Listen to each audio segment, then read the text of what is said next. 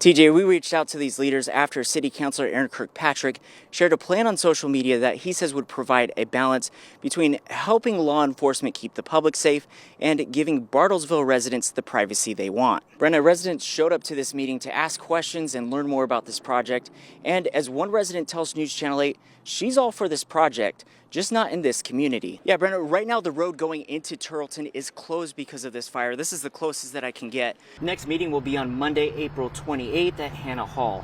We'll have a full list of upcoming meetings on our website, ktol.com. That's right, Brenna. The city of Bixby, they sent us a statement saying in part that this fire was ignited when the wind pushed down 8 power poles that are behind me. We'll have a link to where you can learn more about this program on our website, ktol.com. Attorney Ariel Mitchell says this all started when her client's sister won a contest with a local radio station. For the victim's safety, we are not identifying her, and we spoke with her lawyer on her behalf. My client heard on the radio there was a KJM studio that there was a free trip to New York for a person and a guest to go to a Diddy party. And this is 2006, where, you know, Diddy's pretty popular and Diddy parties are a pretty popular thing. A winning ticket to one of Diddy's infamous parties. Her sister did eventually win. So because you got to bring a guest, her sister brought her as a guest. Attorney Ariel Mitchell says her client got separated from her sister going into the party. The purse checker person told her to walk inside. She said she walked inside and stood there for a while and didn't see her sister, and then opened the door and tried to look out, and they told her to go back, and she said, well, where's my sister? And they were like, we can't talk, we'll let her in a second, and closed the door, closed her back into the party. At this party, she says waitresses passed around pre-made drinks. And she said after not even the second pre-made drink, she started to feel sick. She started to feel woozy. She tried to get to the bathroom, and her trying to get to the bathroom is the last memory that she has. Her last memory before waking up in a hospital, confused about what happened the night before. No underwear, missing her shoes, ripped shirt, and all her money missing minus a $20 bill. It was the next day when she got a call from an unidentified number. And she answers, and a woman is on the phone and says to her, I hope you're not trying to go to the police about what happened to you, because it'll be futile, because Puff is powerful. Nobody will ever believe you. Mitchell says that without that phone call, her client wouldn't have thought to blame Diddy. This is Ryan from News Channel 8 trying to reach Mark. Just wondering if you'd be willing to do an interview today addressing the allegations against Sean Combs. News Channel 8 reached out to Diddy's lawyer, who responded with a statement saying in part that Mitchell's client admits she has no memory of the events alleged in her complaint, does not know who was supposedly involved, and has never spoken to Mr. Combs. Her allegations against him are pure fiction. Mitchell points out that Combs' attorney isn't denying that the party happened and that her client was at the party and woke up in the hospital. We'll be sure to keep you updated on any developments on this story. On Lookout Mountain, Ryan Stockett, News Channel 8. Brenna, the resident tells me that she wants to see St. Francis protect their patients because what happened to her in February shouldn't happen to anyone. We're not revealing her identity because she's the victim of sexual assault.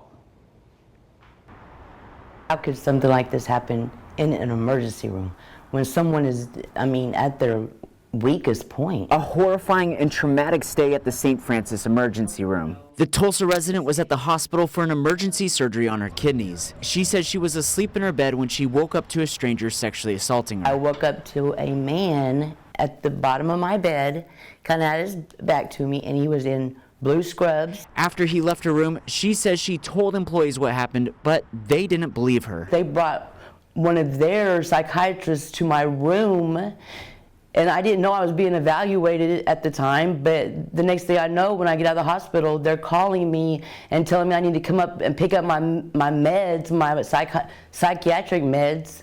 And I was like, what are you talking about? Only it wasn't a hallucination and the perpetrator wasn't an employee. In fact, the suspect, Juan Delara, was an emergency room patient at St. Francis during the same time she was there. Hospital security cameras show him walking into her room. How was this guy in my room for 7 minutes?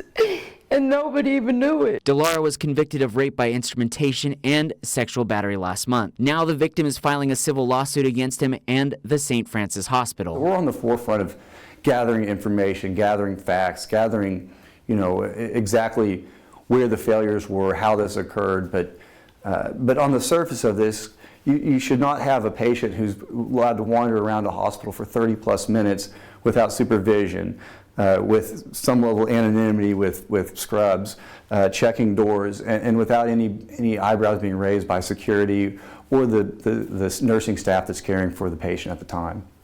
So we're at the early stages of the lawsuit. Generally also reached out to St. Francis Hospital, who responded saying they are unable to provide information or comment on this case due to ongoing litigation. The court filing also states that Delara is in the country illegally, but News Channel 8 wasn't able to independently verify the claim.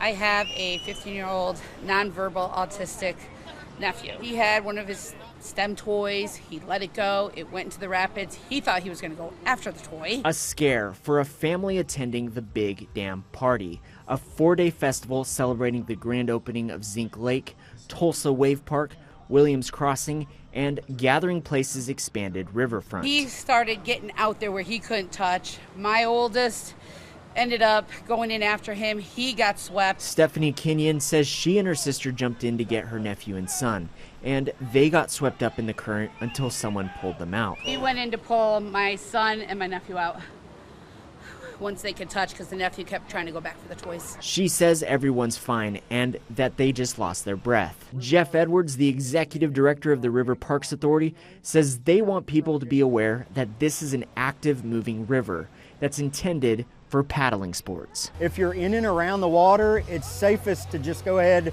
and put on a life jacket, whether you plan to use it or not. We just encourage folks, know before you go, plan ahead for safety precautions, and come down and enjoy it. And many people visiting today loved seeing the new attractions. We just enjoyed it. What do you think about all this? This is great. Everything's just beautiful. Looked over and saw the new rapids thing and the flume, and it was really cool. It looks like it was really well designed. Did you see the new river? Yes, What did you think about it? it was awesome.